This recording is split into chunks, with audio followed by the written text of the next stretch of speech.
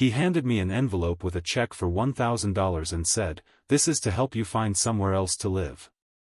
That house was mine. I built it with my bare hands. Buried my wife in the backyard rose garden. Watched my son take his first steps across those floorboards. And now, I was being kicked out like an unwanted tenant. No warning. No discussion. Just a quiet betrayal disguised as a favor. He stood there, arms crossed, like I should be grateful. But he didn't know, he had no idea, I still had the $100,000 Marjorie and I hid away. I remember the smell of sawdust and sweat. That house started with nothing but blueprints, a lot of hope, and my wife Marjorie's gentle voice saying, "We'll make it ours, Henry." We didn't have much in the early years, just a beat-up truck, second-hand tools, and a little patch of land her father left us. But I worked every spare hour after my shifts at the mill. I poured the foundation myself.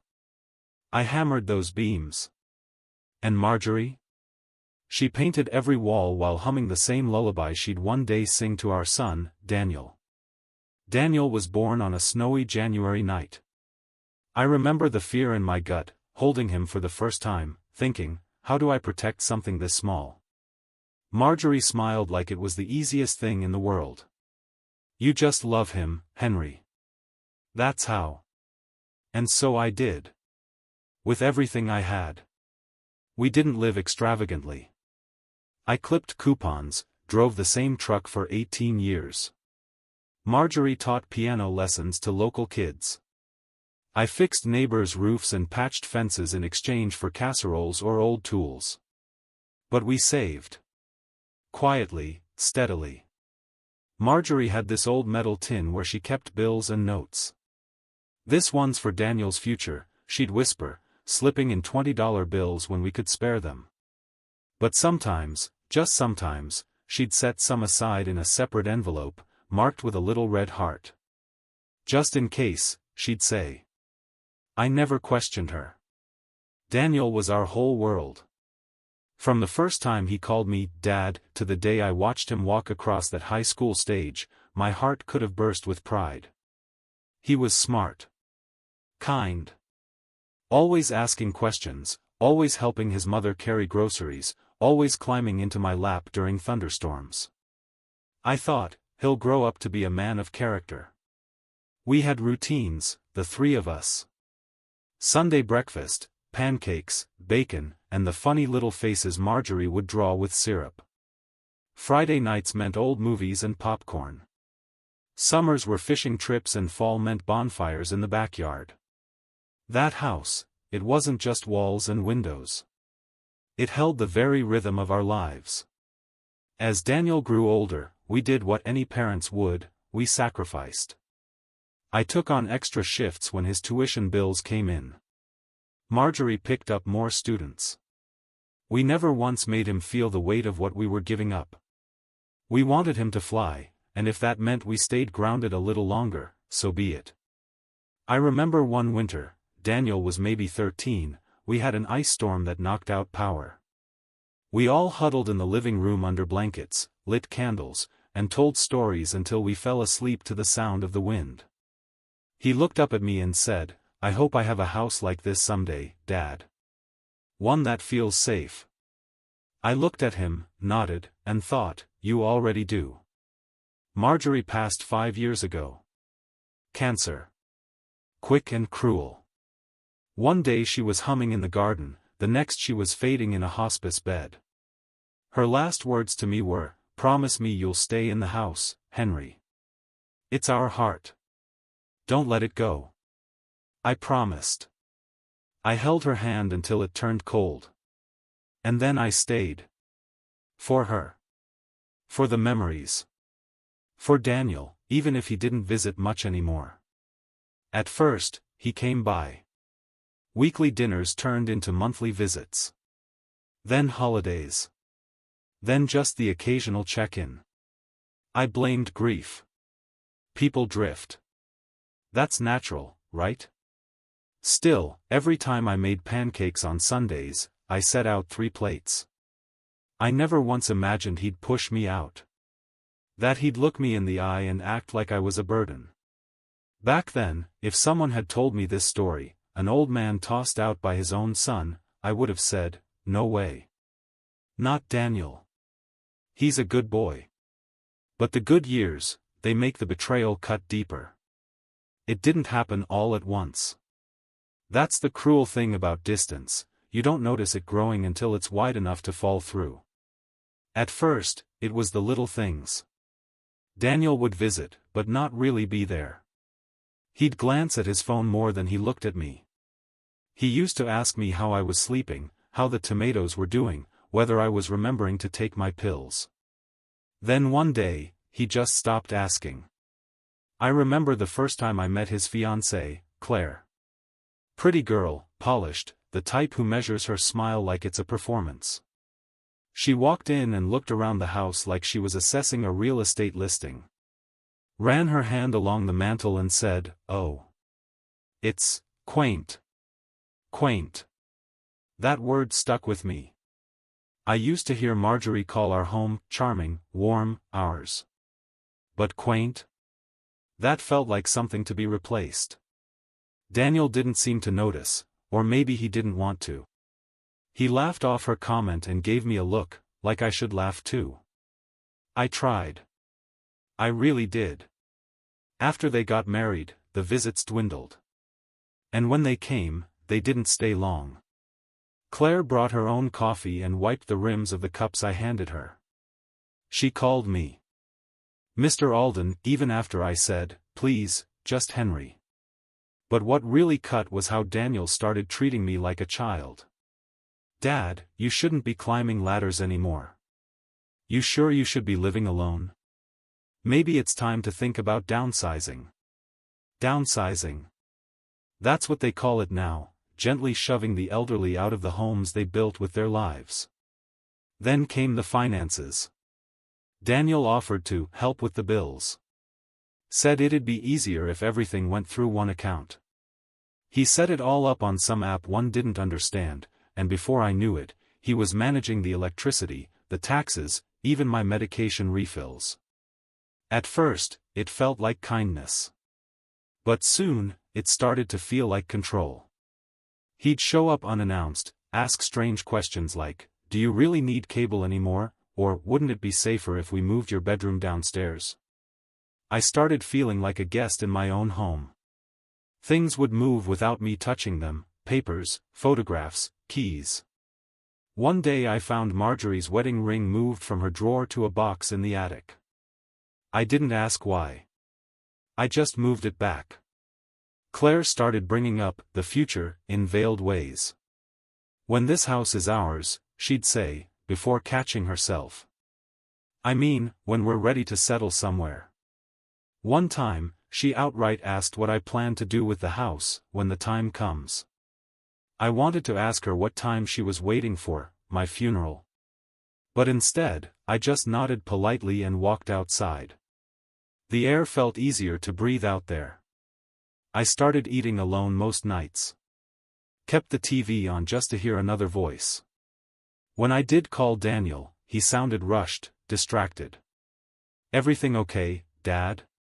Can I call you back?" Sometimes he didn't.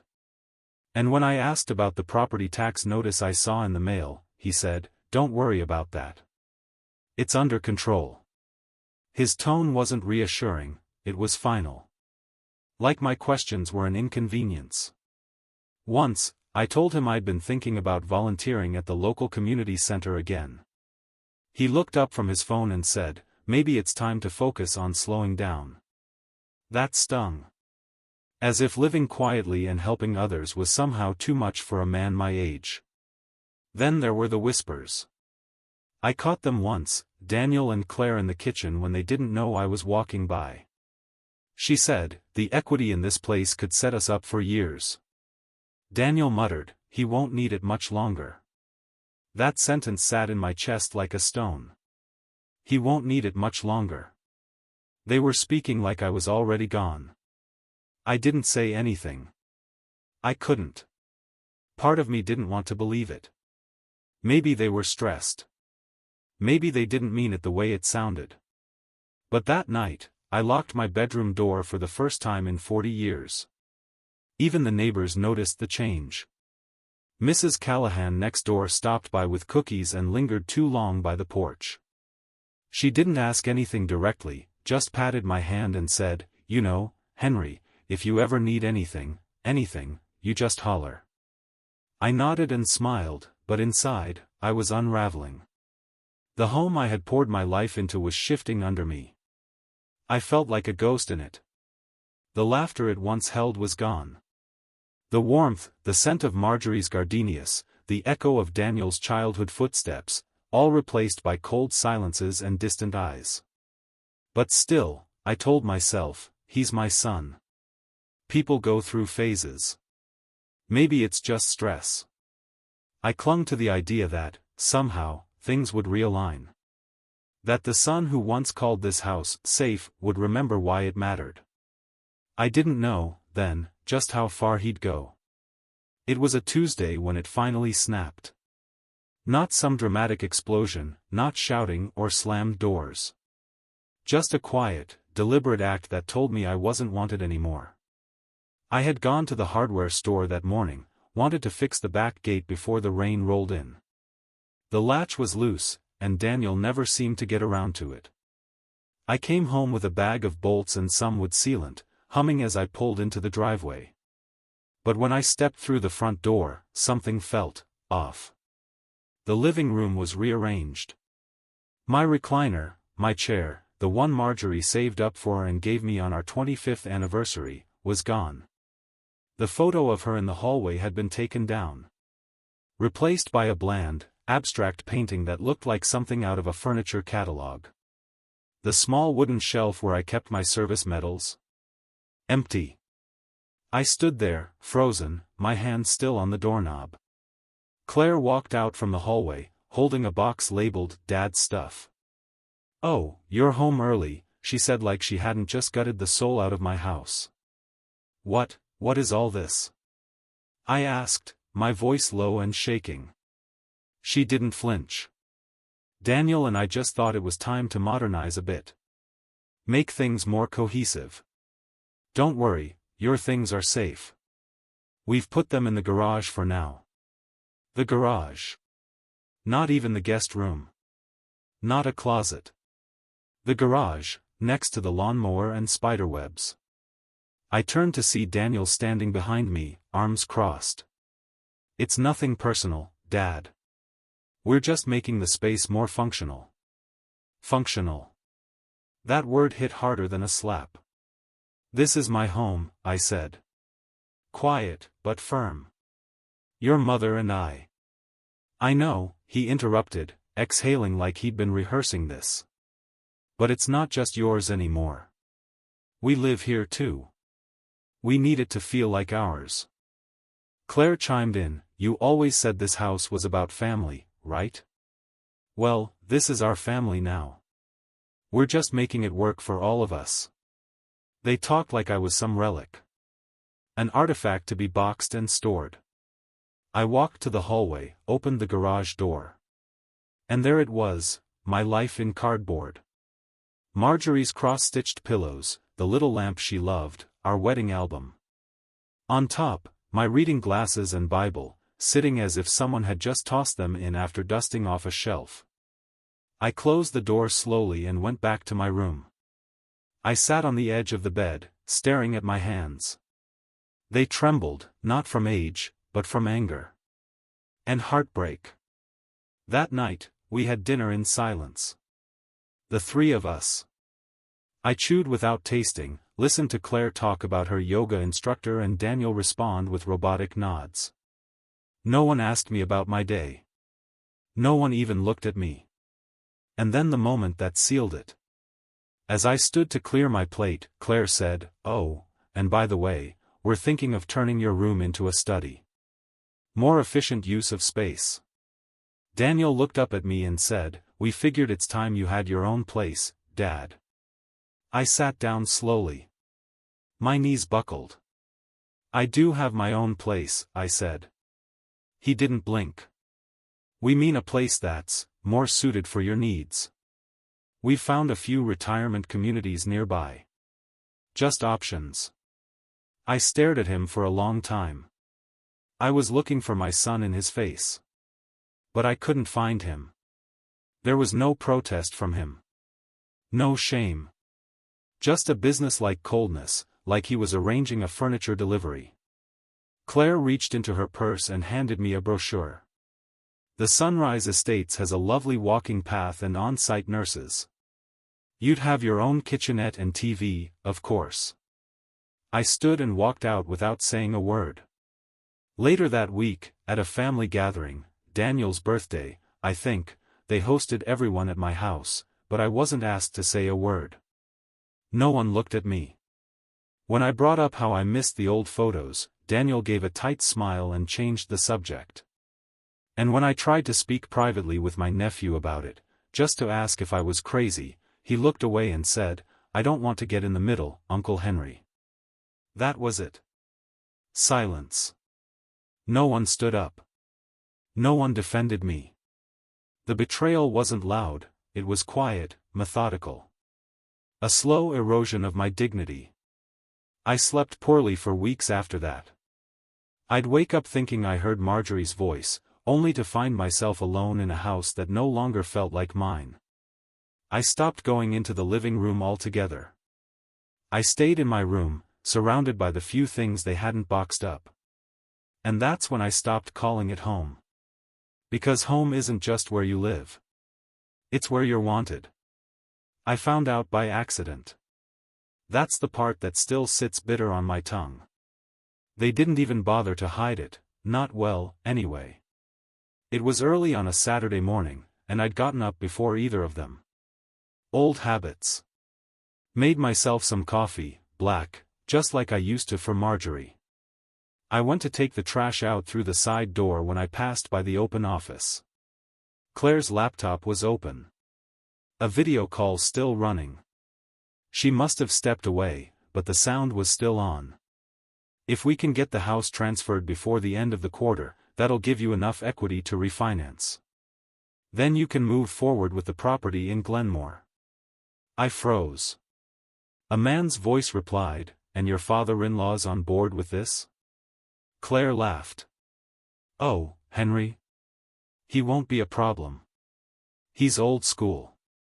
We've already got the paperwork started. Daniel just needs to convince him it's his idea." I stood in that hallway, heart pounding in my chest. Not from fear, but from betrayal. My name was still on that deed. They hadn't even asked. They were planning around me like I was already dead. I backed away, careful not to make noise. I sat in the kitchen with my coffee, hands trembling around the mug. When Daniel came down an hour later, smiling like everything was normal, I looked him dead in the eye and asked, "You refinancing the house?" He blinked. Just a second too long. "What? You and Claire? Glenmore? Quarter End? Any of that sound familiar?" His face changed. Just for a moment. A crack in the mask. Where'd you hear that?" "I didn't hear it," I said. "I overheard it. That's what happens when you plan people's futures behind their backs." He sat across from me, suddenly all nervous energy and forced calm. "Dad, you're misunderstanding. Claire and I were just exploring some financial options. Hypotheticals. It's not like." "Don't lie to me, Daniel." Silence. He ran his hand through his hair. "Look, we didn't want to worry you, all right? We're just trying to secure a future. This house is an asset. You've always said to think long-term." "No," I said. "I always said to think about people before money." He stood then, frustrated. "You're overreacting. It's not like we're throwing you out. Yet." He didn't deny it. Later that day, I sat alone in the garden. The last place that still felt like Marjorie. I looked out at the rose bushes she had planted, each one with a little note under the soil, a tradition she'd started long ago. Every year on our anniversary, she'd bury a folded letter beneath a new bloom. I never read them. Said they were for the earth to keep. But that day, I dug one up. The paper was worn, faded, but her handwriting still clear. If you're reading this, it means you needed to feel loved again. So here it is, I love you. I always have. And if the world gets cold, remember this garden. It remembers you. I cried like a child.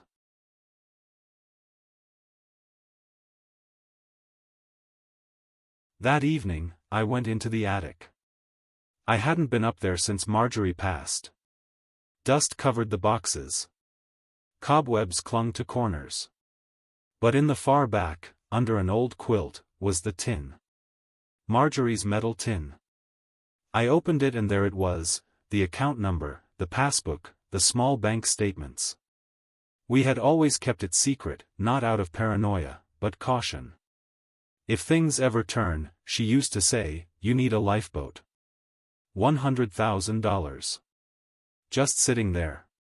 Quiet, untouched. I hadn't needed it after her death. I got by fine with my pension and Social Security. But now it was a symbol. Proof that I wasn't powerless. I looked through more papers, more notes Marjorie had left, reminders to love gently, to forgive when you can, but never to let yourself be erased. The next morning, I sat through breakfast without speaking.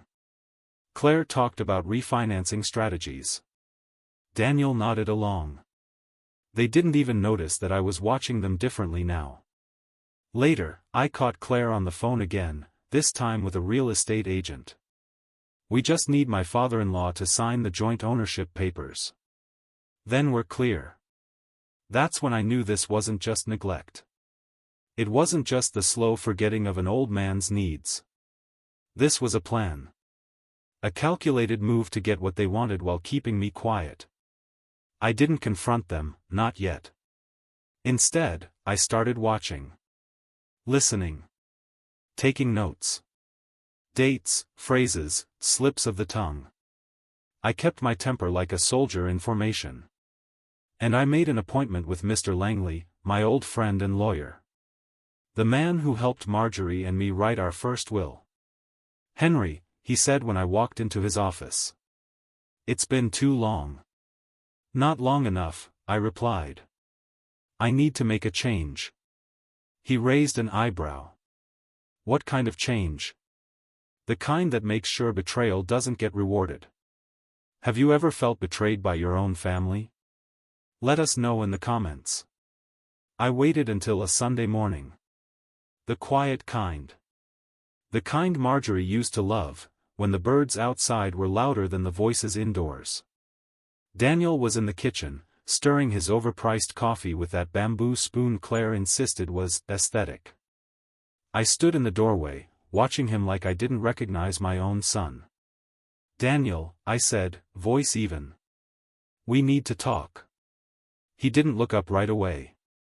Just said, can it wait? Claire's mom is coming over for brunch.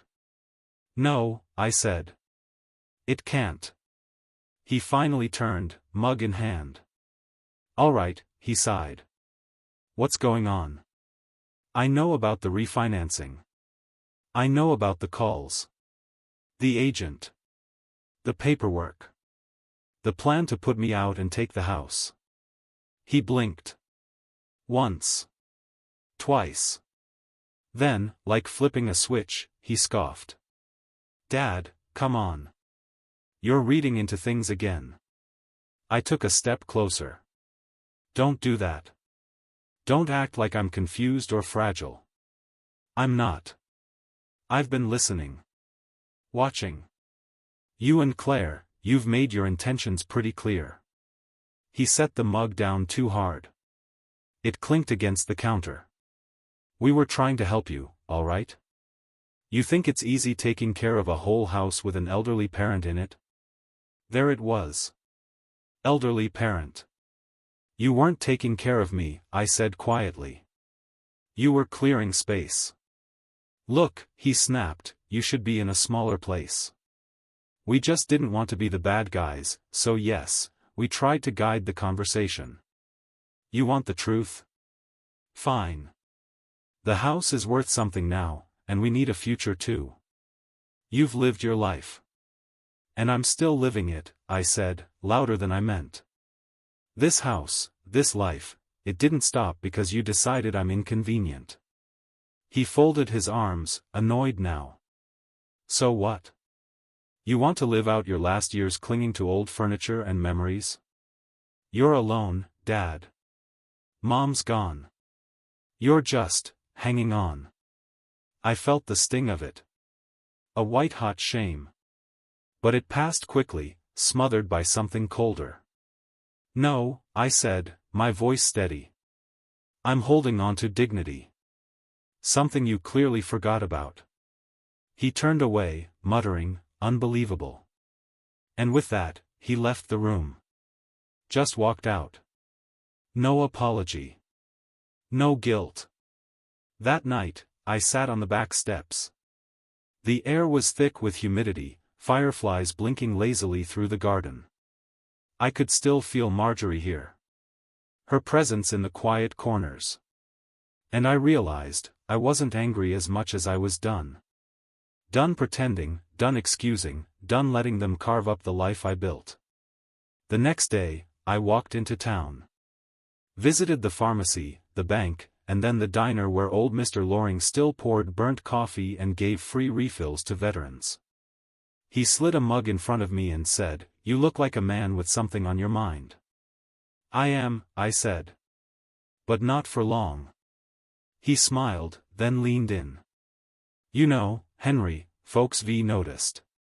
You ain't been walking the neighborhood like you used to. Claire been driving your car?" I nodded. "And my son's been driving everything else." He shook his head. "That boy lost something when your Marjorie passed. Or maybe he just showed you who he always was. Maybe. Maybe grief didn't change Daniel. Maybe it just exposed him." I left the diner and made a final stop at Mr. Langley's. He had drawn up the papers I'd asked for. Clean. Simple. Unarguable. We sat at the desk together. Him reading each line. Me initialing each corner. It hurt. Not the writing. The knowing. Knowing that I had to cut off the very person I once protected through snowstorms and hospital bills.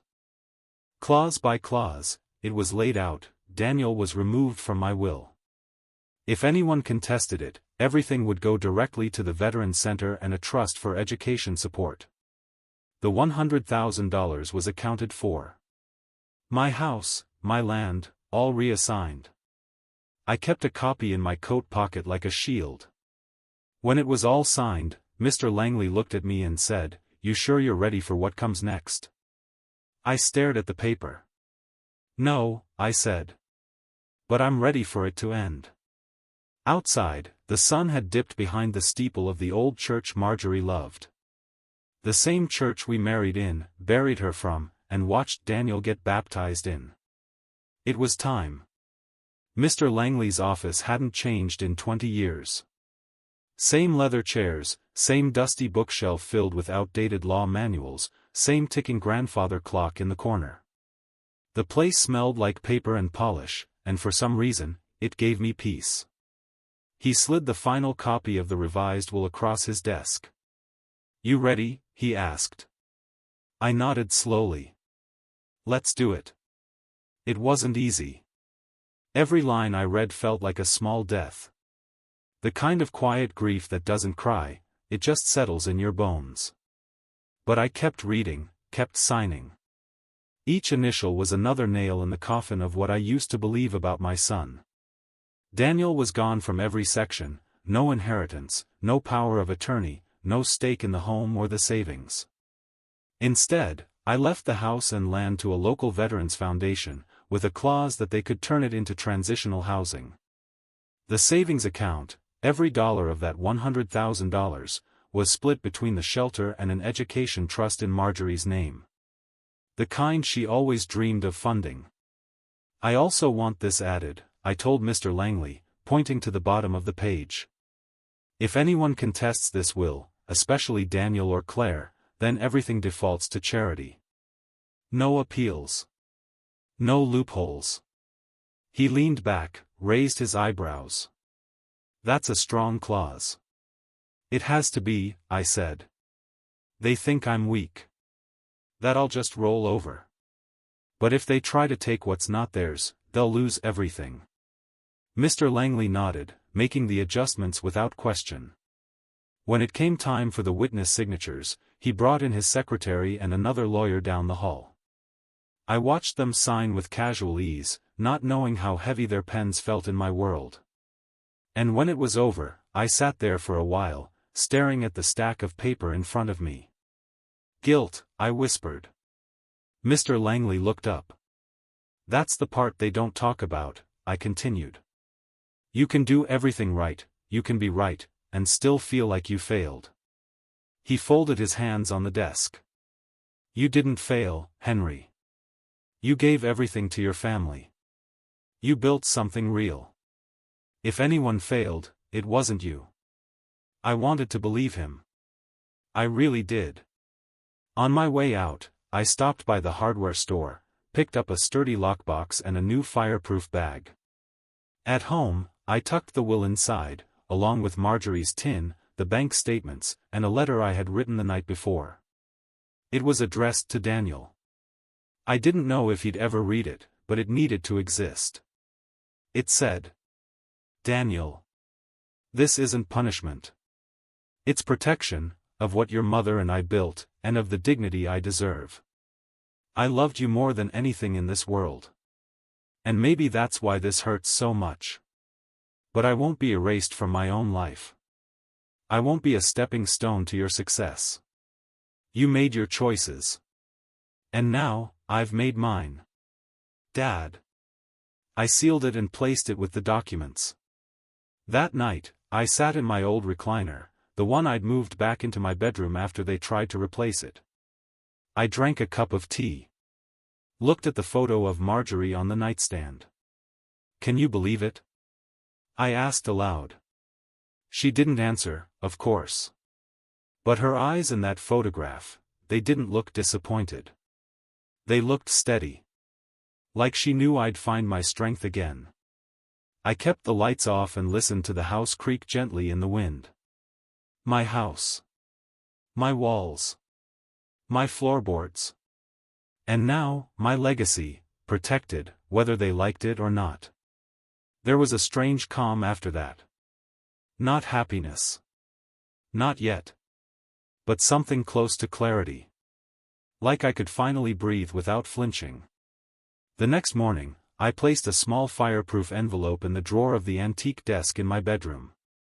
Labeled it, Final Will, Do Not Remove. Then I waited. Because I knew, they weren't done. And neither was I. It happened on a Thursday. Strange how the worst moments of your life rarely come with thunder or fanfare. Just an ordinary day unraveling into something you never forget. I had gone to the garden that morning, intending to trim the rose bushes. The clippers were dull, but I worked slow. Careful. Marjorie's garden always deserved patience. I was out there for maybe an hour, and when I came back inside, sweaty, dirt on my palms, my bedroom door was open. I never left that door open. I stepped inside and stopped cold. The desk drawer where I'd placed the will, left ajar. The envelope gone. At first, I hoped maybe I'd misplaced it. Maybe I had moved it and forgot. But I knew better. Daniel came home that evening with Claire in tow. They were laughing. Carrying takeout. I stood in the hallway, holding the drawer open with one hand and the silence between us with the other. Did you go through my things? I asked, not raising my voice. Claire stopped walking. Daniel's smile faded. What are you talking about? He asked, but his tone was already defensive. My desk drawer. The will. It's gone. He gave a dry laugh. Dad, why would we? I'm not asking why, I said. I'm asking if. Silence. Claire stepped forward. We were just checking to make sure you weren't being manipulated. Those charities you mentioned? They sounded suspicious. You read my will? No, Daniel cut in quickly. We just glanced. It was open. I took a deep breath, slow and deliberate. You went through it. You saw what I decided. And now, you want to stop it. Daniel looked at me, his eyes sharp now. You're not thinking straight. You're angry. You've been distant. Maybe it's not safe for you to be managing this house alone. Claire added, we've already spoken to a transition advisor. They said there's an opening at Maple Oaks. Maple Oaks? I asked, though I already knew. A retirement facility, she said, her voice sugar-coated. Very clean. Private units. And they handle medication and meals. You wouldn't have to worry about anything anymore. I looked down at the floor for a long moment. Then I turned back to my room, opened my closet, and pulled out the small suitcase I kept packed. Old habit from my traveling days. I laid it on the bed, opened it slowly, and began to pack. Daniel came to the doorway, watching me like I'd gone mad. What are you doing?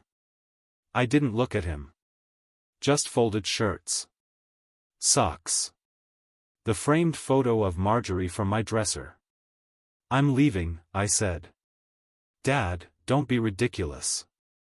I zipped the suitcase. You've already decided this house isn't mine anymore. I'm just making it official. You're overreacting. You don't even know where you're going. I stood up, straightened my back. You're right. But wherever it is, it'll be mine. Claire crossed her arms. We were trying to help you. No, I said, looking her square in the eye. You were trying to help yourselves. I walked past them, suitcase in hand. Out the front door, down the steps I built with my own 2 hands. My knees ached, my heart hurt, but my mind had never been clearer. I got a cab and rode to a modest motel outside town. A place I'd driven by for years but never imagined I'd spend a night in. The room was small, 1 bed, a dusty curtain, a humming mini fridge, but it felt more honest than my own house. I sat on the bed, staring at my suitcase. And then I reached into the lining and pulled out a manila folder. Inside, a copy of the will, the bank documents, and Marjorie's note. I wasn't done yet. The next day, I called Mr. Langley again. Told him everything, about the drawer, the pressure, the push toward Maple Oaks. He listened patiently and then said, Henry, it's time. Time for what? To stop trying to protect them. And start protecting yourself. That same afternoon, I picked up printed copies of the will. Got a statement from the Veterans Center confirming the gift. And a legal note from Langley himself. The will was valid, protected, and enforceable under contestation clauses. That night, I sat in the motel room with the documents spread across the table. I stared at them, then at my hands. Wrinkled, scarred, but steady. I was tired. Tired in a way that sleep wouldn't fix. But I wasn't broken. Not yet. Because there was one more thing left to do. I'd waited long enough. Daniel's birthday fell on a Saturday that year. Claire sent out digital invitations like she always did, polished, overly cheerful, and not addressed to me. Of course, the party was being hosted at my house. My home, which they now treated like a personal event venue. I wasn't supposed to be there. But I went anyway. I wore my Sunday best, the blazer Marjorie liked, a crisp white shirt, shoes shined the old-fashioned way. I brought nothing but a manila envelope tucked beneath my arm and the kind of calm that only comes after a storm inside your chest has finally settled. Cars lined the driveway. Laughter spilled out through the open windows. I could hear the clink of glasses, smell the catered food. I stepped onto the porch and rang the doorbell. Formality mattered today. Claire opened the door. Her smile faltered. "Henry," she said. "We weren't expecting." "I know," I said. "I won't stay long." Before she could protest, I walked past her into the living room. Daniel was mid-toast, glass raised high. Friends, cousins, a few co-workers. People who once used to call me Uncle Henry or Mr. Alden. Now, they all turned toward me like I was an apparition. I waited for silence.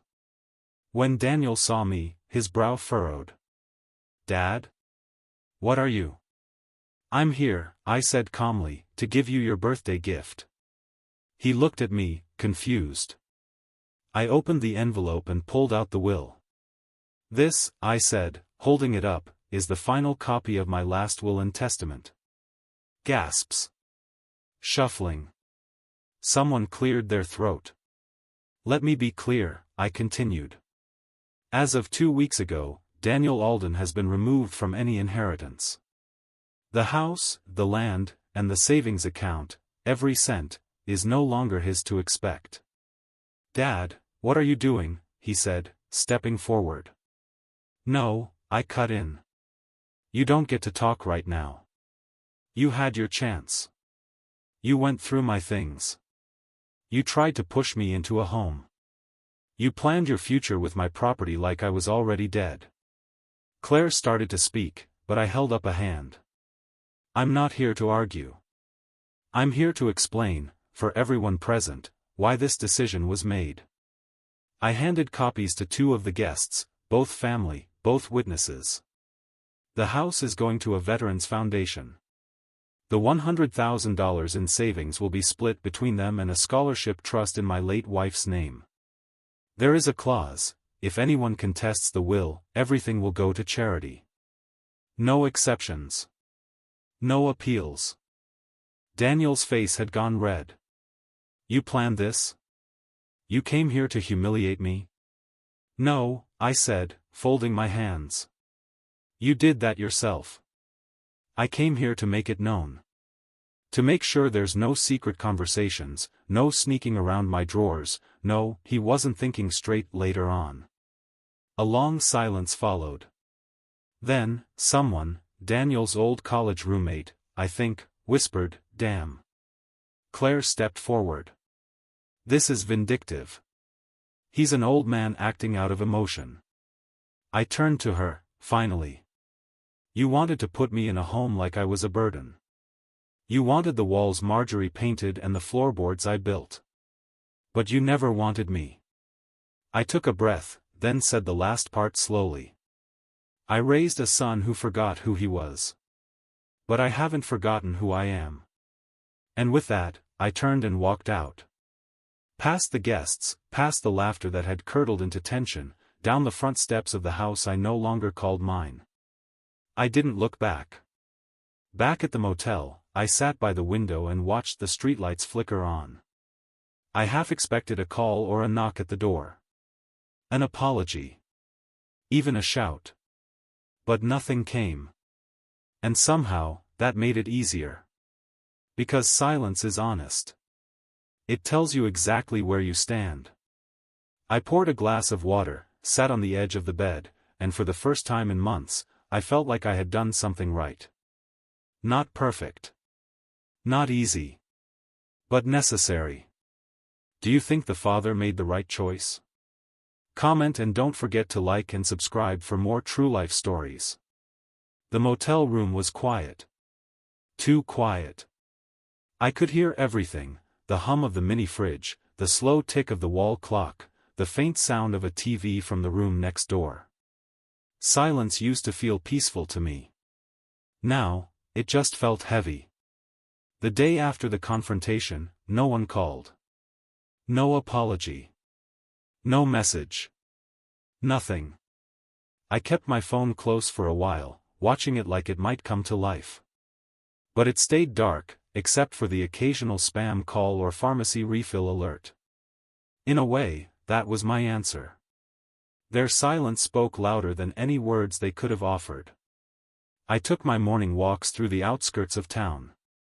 The air was cooler near the creek, and the trail behind the Veterans Hall still had the old wooden bench I helped build years ago.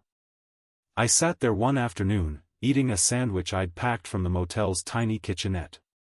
A familiar voice called out. "Henry?" I turned. It was Alvin Maynard, retired Army captain, 2 years older than me, still spry as a fox.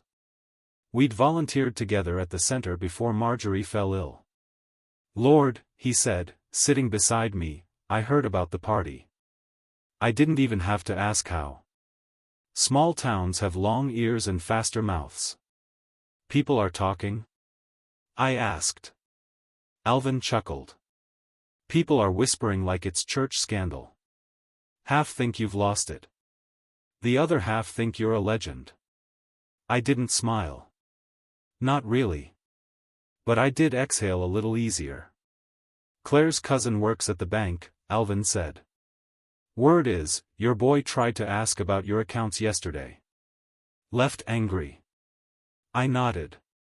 "Figures." He looked at me for a long second, then said quietly, "You all right?" That question caught me off guard. I hadn't been asked that in months.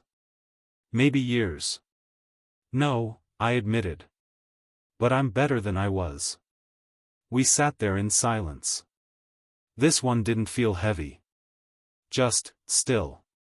Later, back at the motel, I unpacked the box I had brought with me from the house. Not much. A few shirts, the photo of Marjorie, my old fishing hat, and her favorite recipe book. Inside it, tucked between the pages on lemon scones, was a note she had once written in the margins. "Home is not where you sleep. It's where your soul feels known." I must have stared at that line for 10 full minutes. I realized then that maybe home wasn't a place anymore. Maybe it had to be something I built again, from scratch, if I had to. A few days later, I went back to the Veterans Center. Just to walk through. The director, Miss Harper, greeted me with a tight hug and a warm smile. She didn't ask why I'd been gone so long. She just asked if I'd like to help set up for the summer community night. I rolled up my sleeves and got to work. That evening, I sat among other men who'd seen worse than me, combat vets, amputees, widowers. We shared soup, jokes, stories. No judgment. Just nods and understanding. A young man named Rico sat beside me. 22. Fresh out of service. Nervous, twitchy, eyes darting like he wasn't used to being still. "You live around here?" he asked. "Sort of," I said. "Starting over, I guess." He nodded like he got it. Before the night ended, he asked if I knew anyone renting rooms. Said his cousin's couch wasn't cutting it. I hesitated for a moment. "I might," I said. "I'll let you know." When I got back to the motel, I didn't sleep right away. I sat by the window, thought about the empty house. Thought about the rooms. The backyard. The garden. And I had a thought, small and trembling at first, but it grew stronger the more I sat with it. Maybe it didn't have to stay empty. The next morning, I walked back to the house. It was early, dew still clung to the grass, the porch creaked the way it always did when the temperature dipped just right. The windows were closed, the blinds drawn. It looked like any other quiet home on any other quiet street. But to me, it looked like a second chance. A place I could reclaim, not just for myself, but for someone else who needed it. Daniel and Claire were already gone. I knew they would be. The bank had sent notice of the title change. Mr. Langley ensured everything was finalized.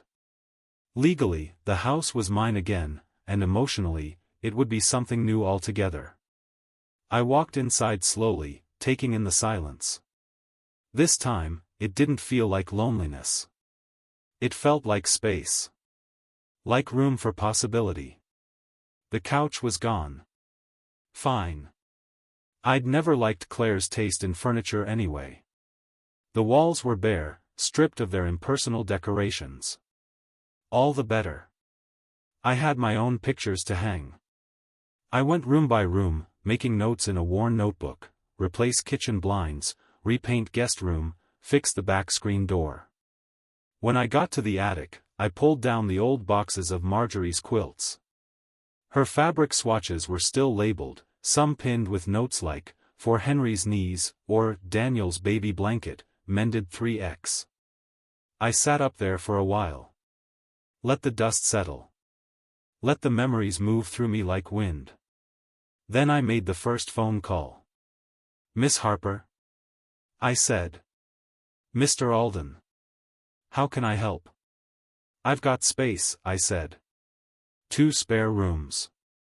Maybe 3 if I finish clearing the sewing room. I was thinking, maybe there are some fellows at the center who could use a place to land for a while. Not charity. Just a roof and company. There was a pause. Then a soft exhale. "Henry, I think that's one of the kindest things I've heard all year."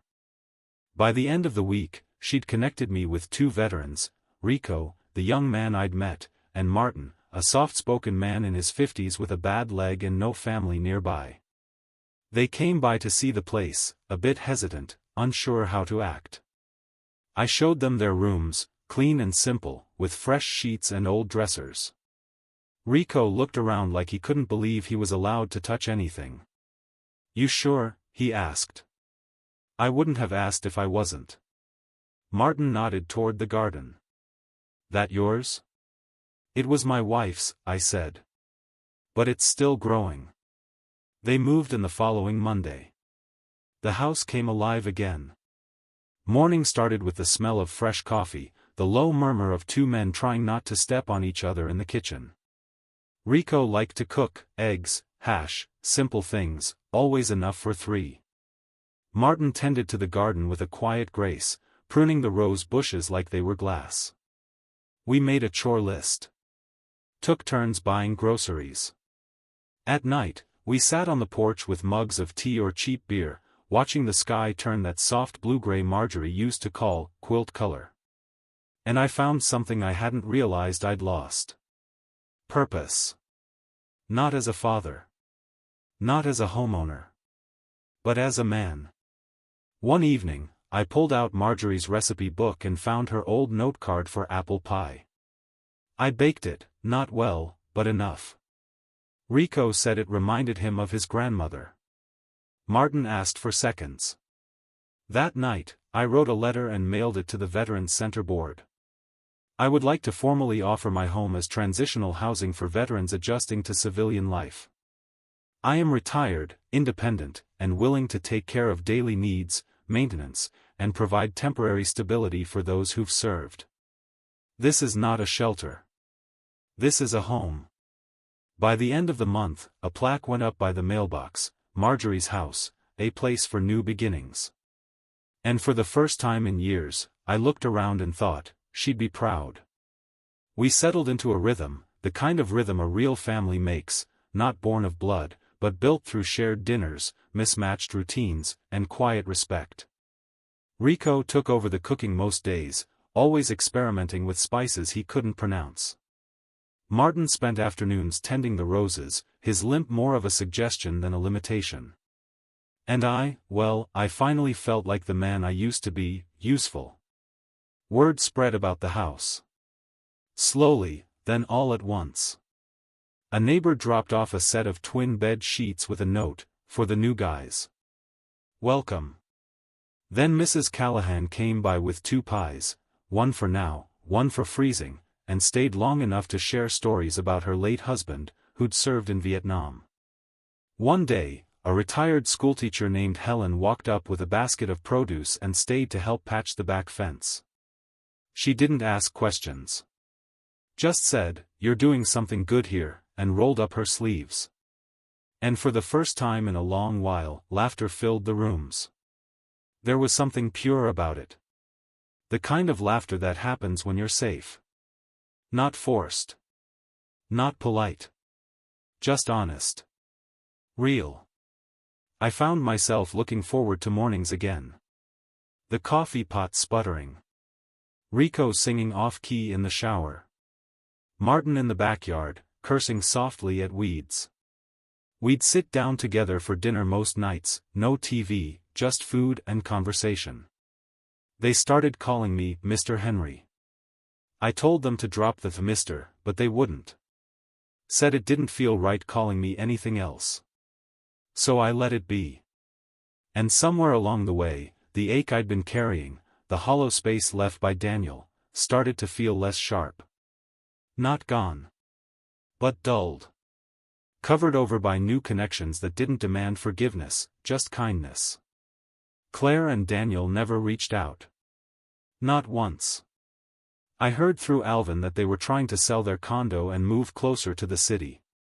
Good. Let them have their life, far away from mine. But something unexpected happened one Thursday afternoon. The doorbell rang. Rico answered, then poked his head into the living room. "Hey, Mr. Henry, there's a girl here asking for you." I stood up, heart skipping for a reason I couldn't place. At the front door stood a teenager, 16, maybe 17. Long brown hair, backpack slung over one shoulder, her stance stiff like she didn't know what to expect. "Are you Henry Alden?" she asked. "Yes," I said slowly. "Can I help you?" "I'm Lily," she said. "Daniel's daughter." I stared. My granddaughter. I hadn't seen her since she was a toddler. She had Marjorie's eyes. And my stubborn jaw. "Can I come in?" she asked. I stepped aside. We sat in the kitchen. Rico discreetly disappeared, and Martin took his tea outside. Just me and Lily, sitting across from each other at a table that had seen more spilled secrets than spilled soup. "I had to find you," she said. "Dad doesn't know I'm here. I found your address on a letter in his office." I nodded, not trusting myself to speak yet. "They told me, you didn't want anything to do with us. But that didn't make sense. You used to read to me. I remember that. You had a brown chair, and you'd do all the voices." My throat tightened. "I wanted to see you for myself," she said. "Not their version." I reached for her hand. She let me take it.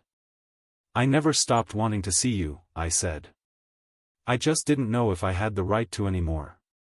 "You do," she whispered. She stayed for an hour. Asked questions. Looked around the house. Talked to Rico and Martin, even helped slice tomatoes for dinner. When she left, she hugged me, hard, and said, "I want to come back. If that's okay." "It's more than okay," I said. "It's right." That night, I sat by the window again, the one facing Marjorie's garden. The wind stirred the bushes gently. The porch light cast a soft glow over the walkway. And I realized something: real family isn't about shared names or legal ties. It's about presence. About who shows up. Who stays. Who sees you, even when you've been told you don't matter anymore. I lost a son. But I found men who respected me, a community that lifted me, and maybe, just maybe, a granddaughter who remembered who I was, even when her father forgot. And that, I thought, is more than enough. It had been months since the confrontation. Long enough for the air to settle, long enough for the dust of disappointment to stop stinging. I no longer expected to hear from Daniel. His silence had stretched too far, and by then, it wasn't a wound anymore, it was just the shape of things. But one morning, as the sun spilled over the kitchen counter and Rico stirred pancake batter in his usual chaotic way, there was a knock at the door. Not the doorbell. A knock.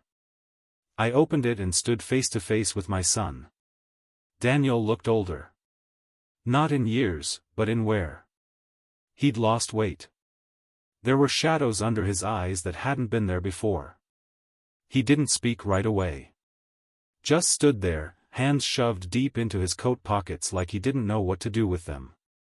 "Can I come in?" he asked. I hesitated. Rico peeked around the corner, eyebrows raised. I gave him a small nod, and he slipped away quietly. We sat in the front room. Not my bedroom, not the porch, just two chairs in the corner where the sunlight hit the carpet. Daniel sat stiffly, glancing around the house like it had changed without him. And it had. Finally, he spoke. Lily told me she came here. I nodded. She's welcome anytime. He nodded, too.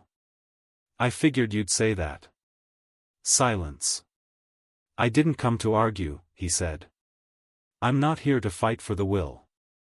I know it's done. Then why are you here? I asked. Calm, but not cruel. He exhaled sharply, like it took effort to get the next part out. I came because I wanted to say I'm sorry. That word, sorry, landed like a stone dropped in still water. Not loud, but deep. I didn't answer right away. I studied him. The lines around his mouth. The way his fingers trembled slightly. He wasn't rehearsed. He wasn't faking. I didn't realize how far I'd gone, he said. I let Claire decide too much. I told myself it was just practicality. That you'd be better off in a facility. But the truth is, I wanted the house. I wanted the money. And I didn't think about what that meant for you. I swallowed hard. You didn't think about what it meant for your mother either, I said softly. He looked away. No. I didn't. We sat there. The sounds of the house filled the space, Rico's faint humming in the kitchen, Martin's footsteps on the back porch, the creak of old floorboards. You broke my trust, I said, in a way I didn't think was possible. I know, he said quickly. I know that. And I don't expect things to go back. I just needed to say it to your face. That I'm sorry.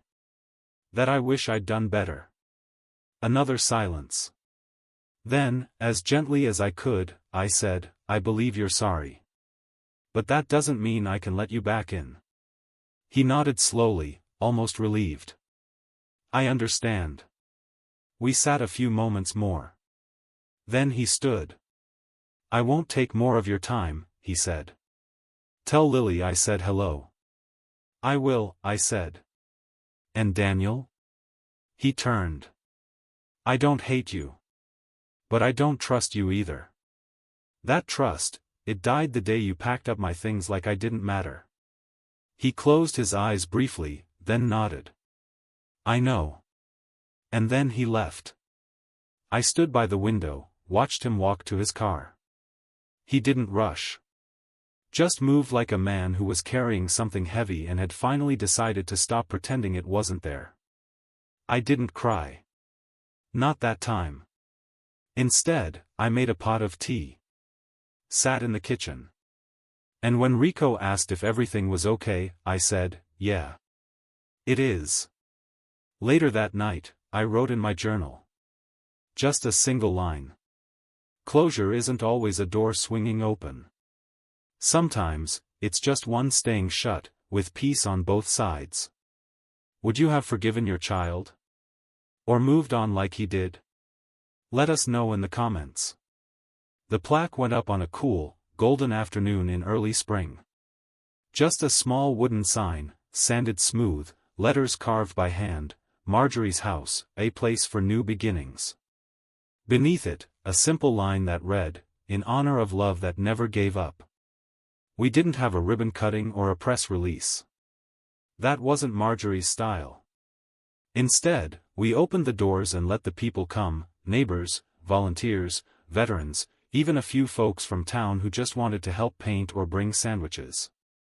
It was quiet, honest, and full of warmth.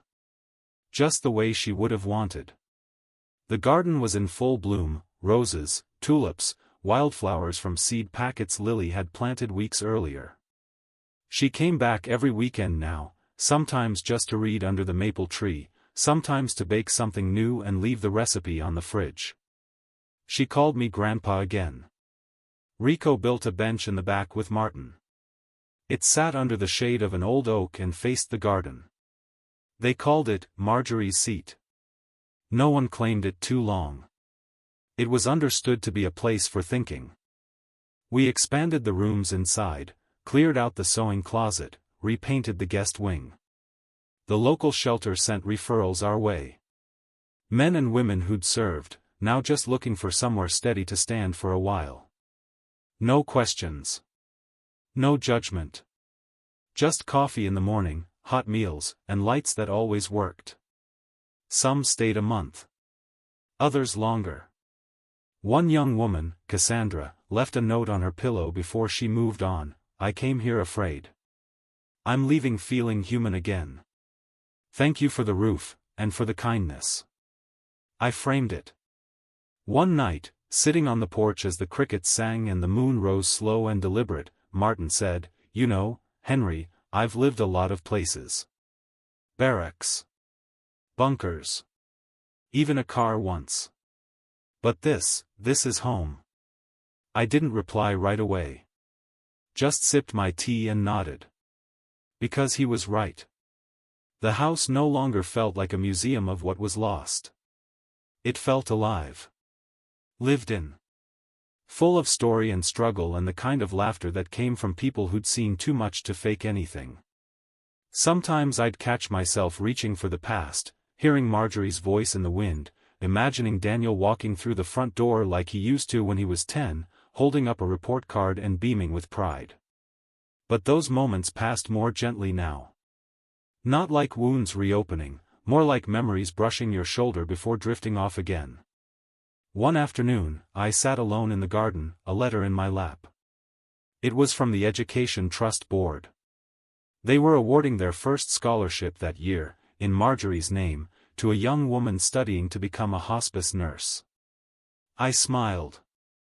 Of course. I read the letter twice, then folded it carefully and tucked it into her recipe book, right between the lemon scones and the peach cobbler. She would have liked that.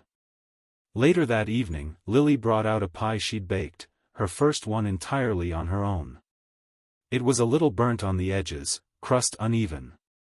But when we sat around the table and she cut the first slice, the whole house smelled like Sundays from another life. As we passed plates and poured coffee, I looked around the table, at Rico's broad grin, Martin's quiet contentment, Lily's hopeful eyes. And I thought, this is family. Not the kind bound by names or expectations. But the kind that chooses each other. That shows up. That stays. Before we ate, I raised my cup. To Marjorie, I said. And to what she left behind, not just a house, but a way of living. They all raised theirs too. To Marjorie, they echoed. And just for a moment, I swear I felt her there, sitting at the head of the table, smiling at the chaos, proud of what we'd built from the ashes of what we lost. The world may try to take your home, your dignity, even your family. But what they can't take, if you don't let them, is the heart of who you are. And thanks to her, I remembered mine.